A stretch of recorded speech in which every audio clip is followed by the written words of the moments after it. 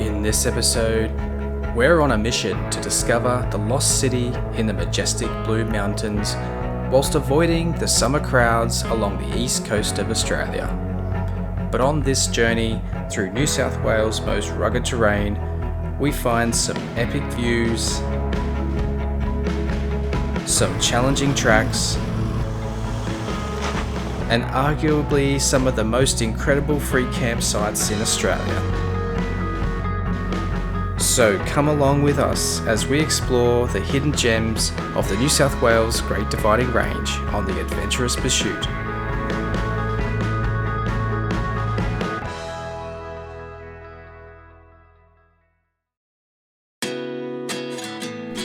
We've just spent Christmas with the family on the mid-north coast. So after eating Christmas leftovers for the third day in a row, we're on the motorway heading south. 2024 was a massive year for us, and so this trip is really about getting some well-earned rest and taking time to smell the roses. We pull off the motorway at Nabiac and I realise we've never actually been to the National Motorcycle Museum here. I'm a bit of a motorbike guy, so I'm keen to check it out.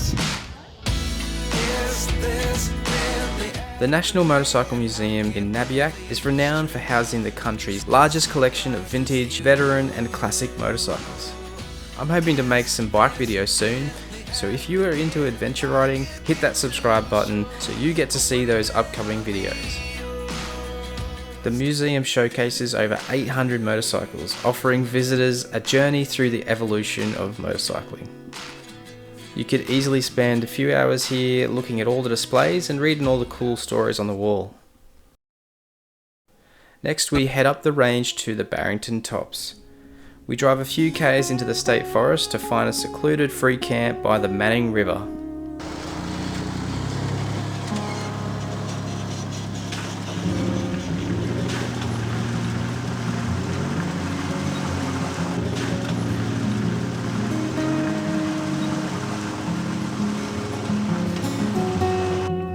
This is an area where it's really easy to underestimate just how much stuff there is to see.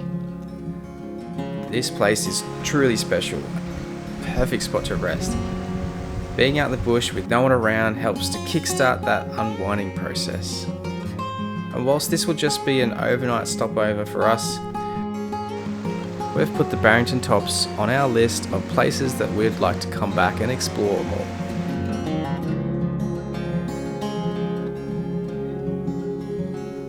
For me, there is something special about getting away from all of civilization and the crowds and just being out immersed in the bush and its beauty. This is the kind of camping that I hope future generations will get to enjoy for many years to come.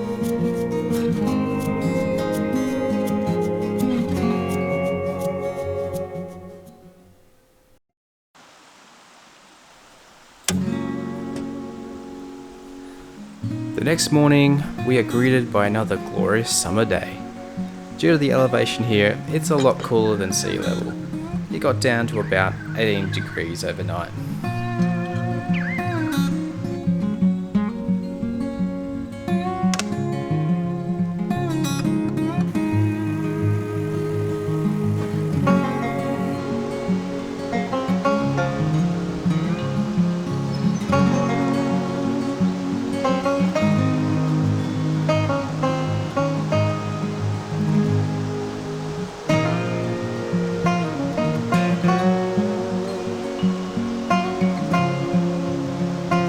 On our way out of the Barrington Tops, we check out Thunderbolt's lookout. Now, Captain Thunderbolt was a renowned bushranger in this area during the mid-1800s. He stole horses and robbed mail wagons before the law eventually caught up with him. What most people don't know is that Thunderbolt had 10 kids. I'm not sure about you, but if I had 10 kids today, I would probably start stealing horses too. We then headed west towards Moon Flat for lunch, and I must say this area is some of the most beautiful country that New South Wales has to offer. The view over the western slopes seems to go on forever, and you just get a bird's eye view as you descend down the western escarpment.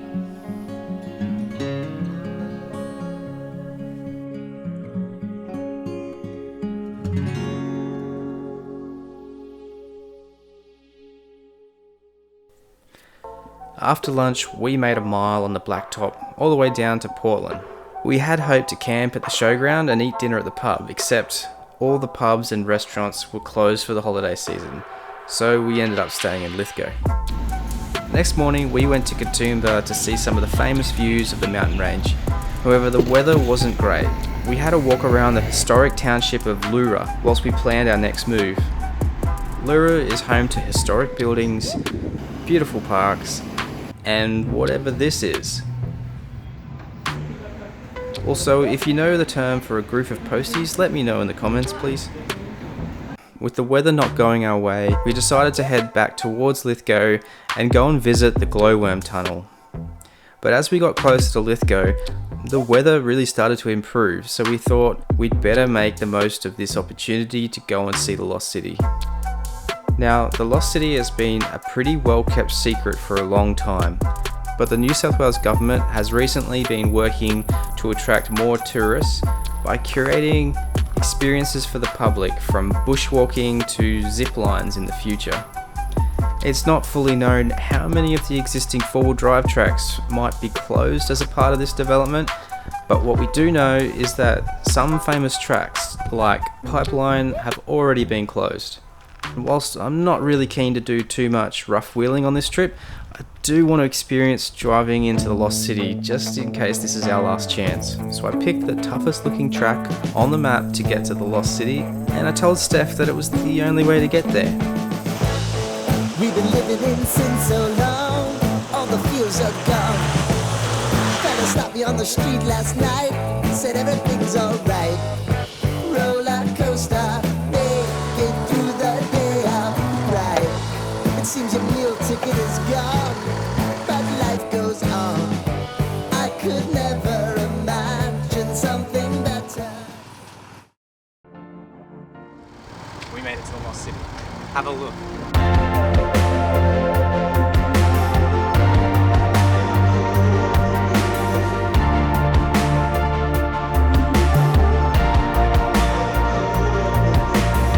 The pagodas of the Lost City form a strange landscape that looks so foreign when compared to the typical sandstone mountains in the area. Wow. We finally made it. We made it to the Lost City. It doesn't disappoint, hey?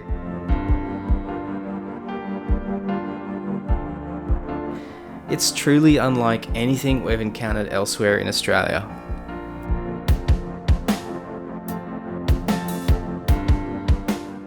We head on back to the main forestry road and head towards the glowworm tunnel.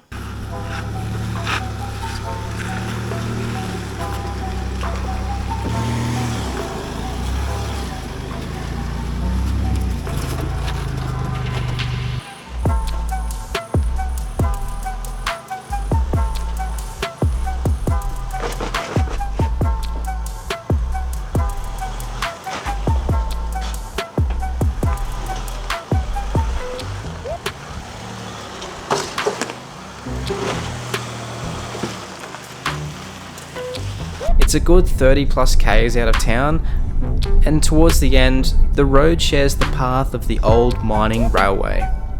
You even get to drive through what must be one of the longest unsupported tunnels in the country.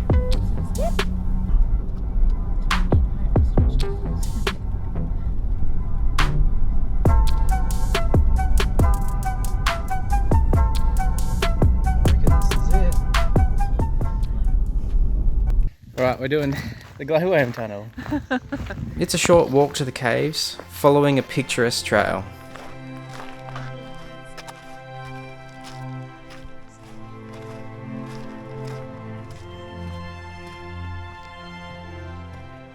Once inside the caves, it was basically impossible to film anything that gives you any understanding of what it looks like. So here's the best photo I took with my phone, whereas here's kind of what it looked like. By the time we got back to the car, we were fast running out of light and the storms had rolled in once again. It also happened to be New Year's Eve. Now, for something different and to escape the rain, we thought we'd get a motel room and hang out with some of the locals for the New Year's festivities. The next morning, we headed back to Katoomba, and the weather was a lot better than the day before. We ended up heading to Echo Point, We did try to go on the Scenic cable car at Scenic World, but they were fully booked out. We didn't mind so much because the walking tracks around Echo Point offer a great view of the valley.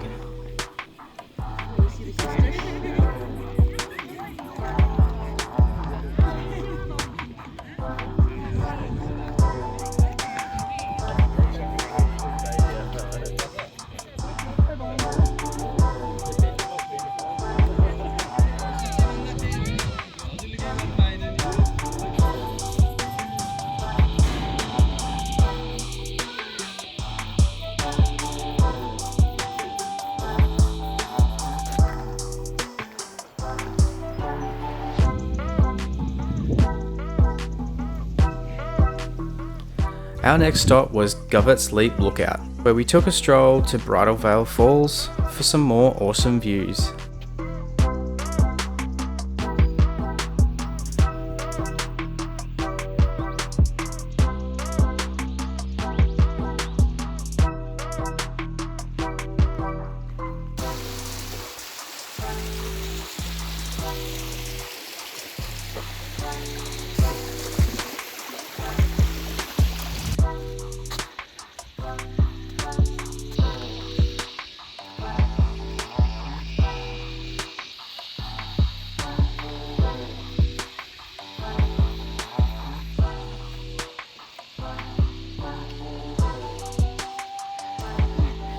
I don't think I've seen landscape quite like this.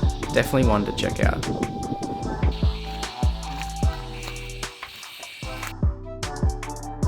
We briefly stopped by the famous Zigzag Railway. It's certainly a feat of old school engineering, but trains only run every second weekend, so if you want to experience riding on this iconic railway, ensure you plan ahead. We said goodbye to civilization once again, and we set out to complete the Bullen Trail over the next 2 days. We headed out along the Powerline track because I really wanted to check out Moon Rock.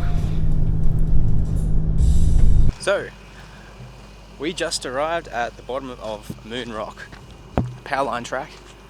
Well, technically this is the Powerline track and Moon Rock is at the top. I'm going to attempt one of these lines. From a distance coming down the track, it looked not too bad. I'm not sure if you can see behind me, but now that I'm standing at the base of it, it does look a little bit worse. One of those things where the closer you get to it, the more it looks intimidating. This one doesn't look too bad on the left here. That looks not too bad. I think we'd be fine doing that one. We've got some OG lines up here. There's some big steps here now, some big steps. Yeah, I'm about 6 foot and thigh height. Pretty big steps, that one. So I am totally making excuses. I am not going to try any of these hard lines with the canopy on the ute. I am going to do the basic left-hand chicken line, because with a massive camping setup, it's always good to live to fight another day.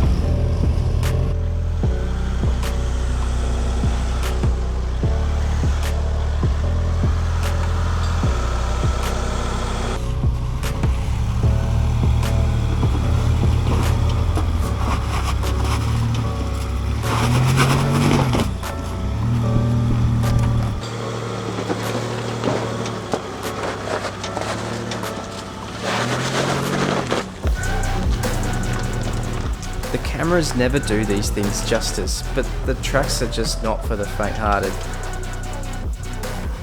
The Ranger just doesn't have the clearance to drive the main line on Moon Rock.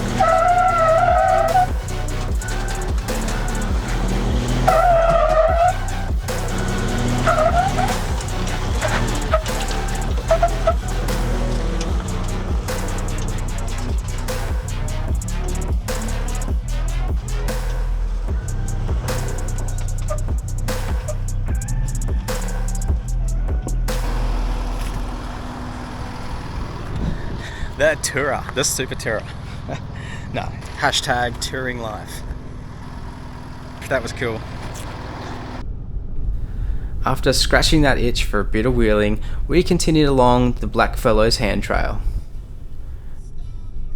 We were soon at Hand Trail Narrows, which is an incredible section of trail squeezing its way down through a narrow gorge, emerging in what I could only describe as a bush oasis.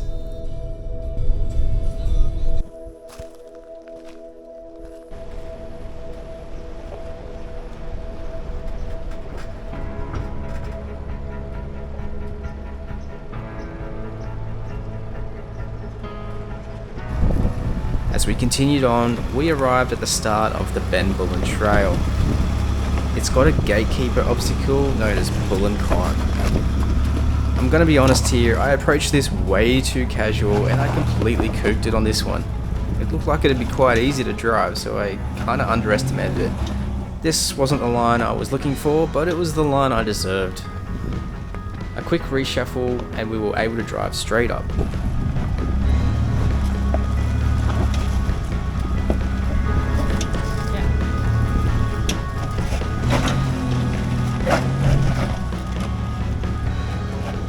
The Bullen Trail was slower going, but not far along, and we were rewarded with what I would argue is one of the best campsites in the country.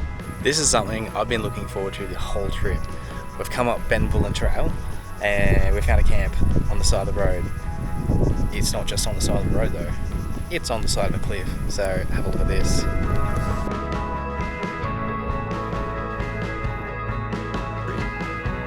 Just wow. What a view.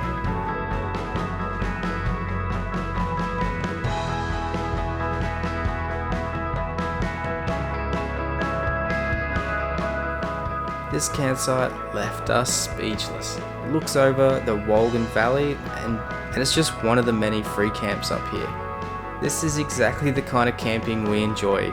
Away from the crowds, really get to immerse yourselves in the bush. Getting up high in the mountains is one of my top tips for enjoying camping in summer.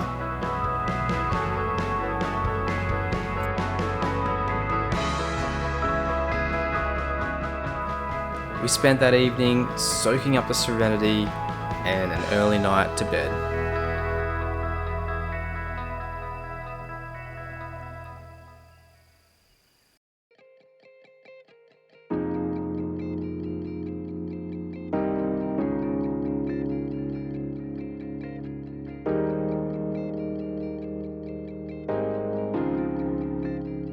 The next morning, the weather turned for the worst, so we got moving, finished the rest of the Bullen Trail without any dramas.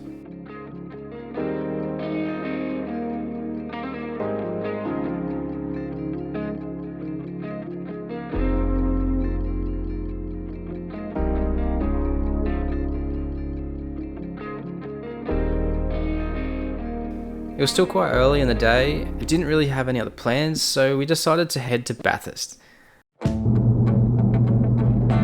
Now, Steph hasn't been to Bathurst before, so we did the mandatory lap of Mount Panorama. We've been living in sin so long, all the fields are gone. Fella stopped me on the street last night, said everything's alright. Roller coaster, make it through the day upright.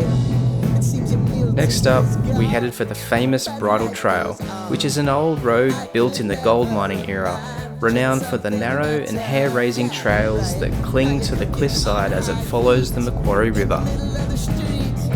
Roller coaster, take me to a better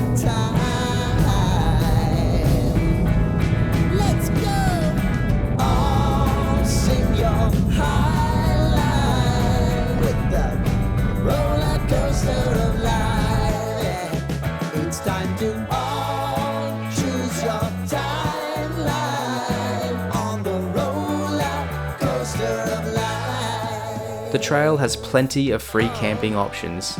There was plenty of room to camp pretty much wherever, but we didn't miss our chance to camp right on the river. Roller coaster, it's taking over, it's about time. Oh, sing your highline on the roller coaster of life. You've got to all choose your timeline with the roller coaster of life.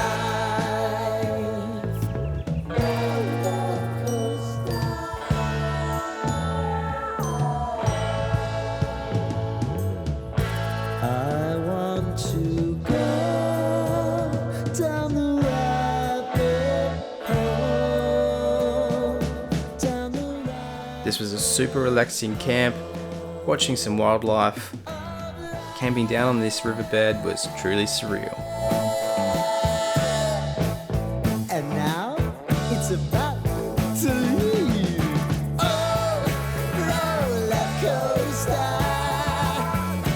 Oh, roller coaster.